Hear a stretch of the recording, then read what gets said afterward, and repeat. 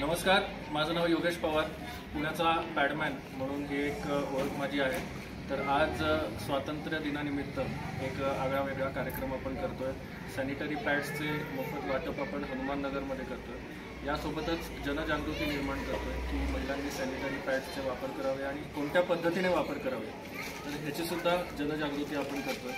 तर याच्यासाठी पारखे साहेब असतील, यांच्याकडनं एक मोलाची आपल्याला साथ मिळाली आहे। त्यांनी पुढाकार घेऊन हा कार्यक्रम आयोजित केला आणि आपल्यासोबतच डॉक्टर ज्योती बोरसे आहेत, तर त्यासुद्धा या कार्यक्रमामध्ये आपल्यासोबत आहेत। तर डॉक्टर ज्योती बोरसे सुद्धा आपल्याला बोलतील। नमस्कार आणि जय हिंद। आज आपल्याला माहिती आहे की आज 15 ऑगस्ट आहे आणि आपल्यासाठी तो एक खरंच स्वातंत्र्य दिन जसा आहे तसंच मला इथे महिलांना सांगायचं आहे की महिलांसाठी पण आपण आपल्या स्वतःसाठी जे निरोगी आयुष्य आपण जे म्हणतो तर ते आपण स्वतः सुरू केलं पाहिजे।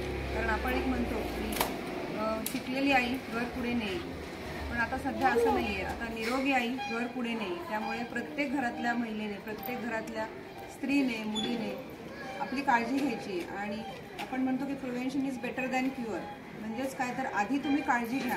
कारण की आता आपण जे बघतोय आपण सध्या कॅन्सर हे हळूहळू फैलावतो, पण कधी कधी कॅन्सर हा तुम्हाला समजत नाही की कधी 4th स्टेजला पोहोचतो। त्यामुळे माझी खूप कळकळीने विनंती आहे की सर्व महिलांना, मुलींना की आपण स्वतः आपण निरोगी राहा आणि तुमच्या फॅमिलीमधला तुम्ही एक मेंबर आहे, तर तुम्ही घराचा जो पिलर असतो तो जर नीट भक्कम असेल तरच त्याची बिल्डिंग वरती चांगली होते। तसं तुम्ही जर भक्कम असाल तरच तुमची फॅमिली पुढे जाईल, तुम्ही सक्सेस कराल। कारण एक जरी स्त्री, एक जरी मुलगी घरातली निरोगी नसेल तर सगळं घर त्याच्याभोवती फिरतं आणि आपल्याला माहिती आहे की आपण मग जे पुढे आयुष्यात आपल्याला काही करायचं असतं ते राहून जातं। ही तुम्हाला खंत राहू देऊ नका, म्हणून तुम्ही स्वतःला जपा आणि आपल्या फॅमिलीला, आपल्या सगळ्या जे मेंबर्स आहेत फॅमिलीमधले त्यांना पण तुम्ही हे सांगा की स्वतःची काळजी घ्या। धन्यवाद। जय हिंद, जय महाराष्ट्र। आज स्वातंत्र्य दिन आहे, तर त्याची एक घोषणा झालीच पाहिजे। तर भारत माता की जय, भारत माता की जय, भारत माता की जय, वंदे मातरम, वंदे मातरम, वंदे मातरम। सर, तुम्ही अख्ख्या महाराष्ट्रभर पॅडमन म्हणून ओळखले जाता। ऍक्च्युली ह्या संकल्पनेमागे म्हणजे तुम्हाला ही कल्पना कशी सुचली, ह्याच्या मागे काय तुमचा हेतू, म्हणजे सुरुवात तुमची कशी झाली? सुरुवात अशी झाली की आपल्या आयुष्यामध्ये आपल्याला काही ना काहीतरी चांगलं करायचं, हे मनातून येणं फार गरजेचं आहे।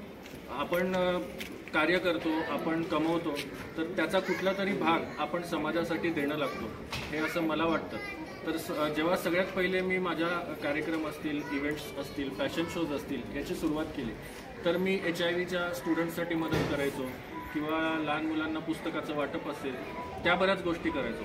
पण हे करता करता मला एक गोष्ट जाणवली की मी फॅशन शोज या व्यवसायात असल्यामुळे महिलांसोबत माझा जो संपर्क आहे तो खूप जास्त असतो। तर मला महिलांचा सपोर्ट ह्याच्यामध्ये चांगला मिळेल, कारण माझ्यासोबत महिला खूप असतात। तिथून ती सुरुवात झाली आणि मध्येच पॅडमॅन म्हणून जो चित्रपट आला होता, तर त्या चित्रपटातून पण अक्षय कुमारकडून एक प्रेरणा मिळाली होती। त्याच्यात फरक इतकाच आहे की अक्षय कुमार त्यांनी स्वतः पॅड्स बनवले होते, आपण बनवत नाही, आपण फ्रीमध्ये डिस्ट्रीब्यूट करतो। तर आतापर्यंत लाखोंच्या संख्येमध्ये आपण सॅनिटरी पॅड्स फ्री वाटले आहेत। इंडिया पाकिस्तानच्या बॉर्डरला जाऊन, ज्या ठिकाणी नेटवर्क पण नव्हतं तिथे जाऊन सुद्धा आपण बॉर्डरच्या जवळ जेवढे गाव आहेत तिथे सुद्धा सॅनिटरी पॅड्सचे वाटप केले आहे। तुमच्यासारख्या लोकांचा सपोर्ट असेल तर यापुढेही आपण नक्कीच चांगल्या पद्धतीने अजून काम करू।